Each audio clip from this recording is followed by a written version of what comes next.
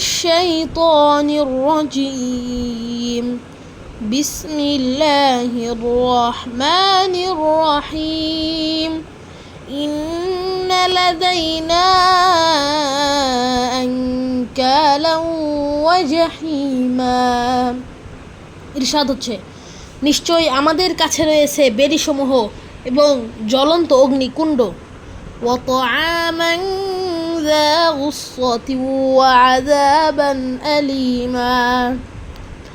এবং রয়েছে গলায় আটকে যায় এমন খাদ্য ও যন্ত্রণাদায়ক শাস্তি يوم ترجف الأرض والجبال وكانت الجبال كثيبا مهيلا